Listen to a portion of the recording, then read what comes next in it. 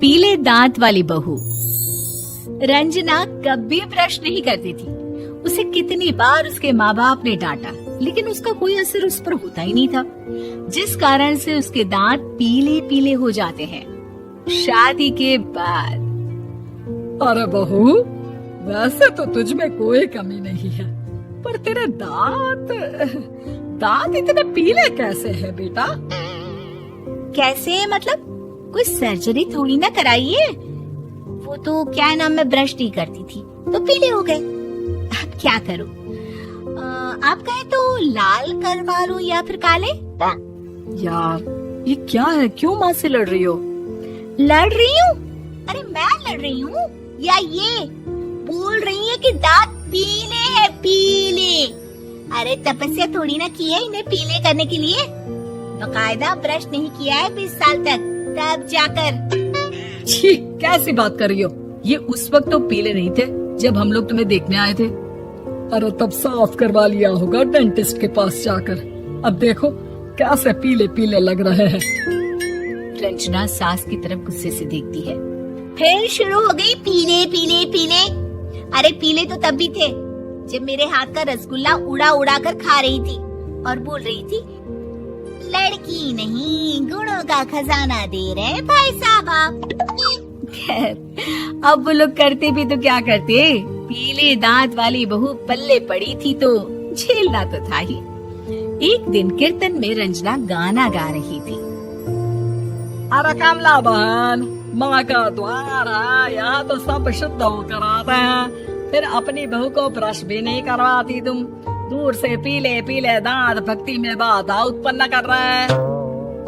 अरे कोई 2 साल के बच्चे थोड़ी ना लेकर आई हूँ मैं बहू बनाकर। अच्छी खासी लड़की है, अरे कैसे करवाऊं ब्रश? ये तो उसे खुद करना चाहिए ना। अब माँ बाप तो इसके जैसे तैसे निपटा दिए, ये नहीं सोचा कि सास कैसे संभालेगी। सास बहू को लेकर घर आ जाती है, लेकिन सोच लेती है कि अब इसे लेकर कहीं नहीं जाएगी। अगले रोज बहू कहती है, अरे क्या हो गया, मंदिर नहीं जाना क्या? कीर्तन का वक्त हो रहा है। मेरी मधुर वाणी से कान्हा जी जागते हैं और सोते हैं। आप तो जानती है ना उनकी भक्ति में कितना मन लगता है मेरा। वो क्या है ना, तबीयत ठीक नहीं लग रही है मेरी, आराम करूंगी मैं। तबीयत ठीक नहीं लग रही? अभी तो मिथुन के गाने पर नाच रही थी आप, और अब बोल रही है कि तबीयत ठीक नहीं लग रही। अरे भक्ति में मन लगा लो सासू माँ, ऊपर जाना है, क्या मुंह दिखाओगी आप? हाँ? सास को बहू की बात पर गुस्सा आ जाता है। मैं क्या मुंह दिखाऊंगी, इसकी चिंता तो ना कर, समझी? अपने मुंह की चिंता कर, जो ये पीले पीले दांत लेकर हर जगह पहुंच जाती है। पता है लोग कितना मजाक बनाते हैं।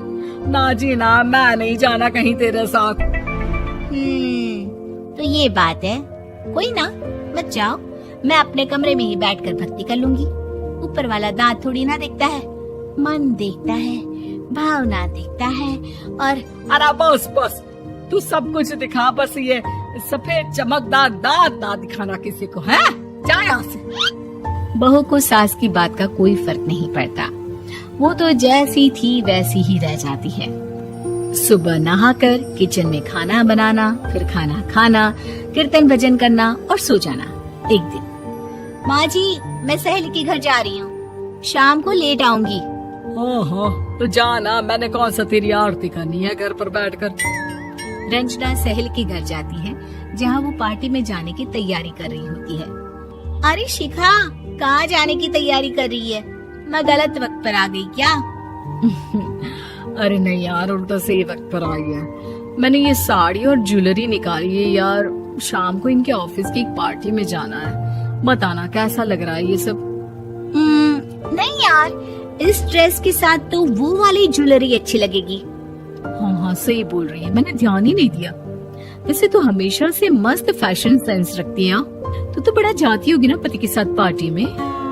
रंजना कुछ नहीं बोलती, बस सोचती है कि यार काश ये बात सही हो जाती। पर मैं क्यों नहीं जाती पार्टी में? क्या इन लोगों की कोई पार्टी होती नहीं होगी? रंजना घर आती है और रात में पति से सवाल करती है, एक बात बताइए, आप मुझे किसी पार्टी में क्यों नहीं ले जाते? क्या आपकी यहाँ ऑफिस में पार्टी नहीं होती? पति बेचारा क्या कहता कि दांत पीले हैं तुम्हारे इसलिए। अरे कोई पार्टी होती नहीं हम लोगों के ऑफिस में, तो कहाँ से लेकर जाऊं? और मार्केट, मॉल, कहीं वीकेंड घूमना, कहीं तो।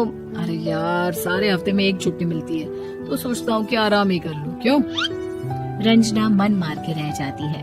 पहले कभी सास के साथ मंदिर जाया करती थी, लेकिन वो भी सास ने ले जाना बंद कर दिया। घर बैठी बैठी रंजना बोर हो जाती है। तभी उसे आइडिया आता है और वो मायके जाने का सोचती है। सासू माँ, 2 दिनों के लिए मम्मी के घर जा रही हूँ। अच्छा ठीक है, आराम से जा। और हाँ, माँ से कुछ अच्छी आदत सीख कर आना कि कैसे शरीर के हर भाग की तरह दांतों की सफाई भी जरूरी होती है, समझी? शुरू हो गई ना आप। वो लोग आपकी तरह नहीं है कि छोटी छोटी बात का बतंगड़ बना दे। उन लोगों के लिए मैं मायने रखती हूँ, ना कि मेरे पीले पीले दांत। रंजना माँ को बिना बताए उन लोगों को सरप्राइज देती है, लेकिन जैसे ही वो दरवाजे पर पहुँचती है, अंदर देखती है कि घर वाले कहीं जा रहे होते हैं। अब माँ, काश रंजना दीदी के दांतों वाली प्रॉब्लम नहीं होती, तो वो भी हम लोगों के साथ चलती ना बुआ जी की बेटी की शादी में। हाँ बेटा, लेकिन अब उसे कौन समझाए कि उसको उसके पीले दांत नहीं दिखते, लेकिन उसके आसपास के लोगों को कितना एम्बैरेसिंग फील कराते हैं। मुझे तो कितनी बार उसके स्कूल की टीचर ने शिकायत की कि उसके साथ कोई लड़की बैठना भी नहीं चाहती, और ना ही कॉलेज में कोई उससे बात करना चाहता था। लेकिन पता नहीं क्यों उसे ये बात समझ में ही नहीं आती। कोई कमी नहीं है उस लड़की में, बस यही कि दांत पीले हैं। वो तो भला हो जीजा जी और उनकी माँ का, जो दीदी को जैसी है वैसे ही रखा हुआ है। रंजना को अपने घर वालों की बात सुनकर बहुत दुख होता है। वो सोचती है कि वो क्या करे, लेकिन फिर वो सीधा डेंटिस्ट के पास जाती है, अपने दांत चमकाती है और कसम खाती है कि वो रोज ब्रश करेगी। अरे क्या हो गया? तुम तो 2 दिनों के लिए गई थी ना। पर कोई ना, अच्छा है, चलो आ गई तो। रंजना सास के सामने आकर खड़ी हो जाती है और पूरी स्माइल करती है, उसके चमकदार दांतों को दिखाती हुई। चले मंदिर।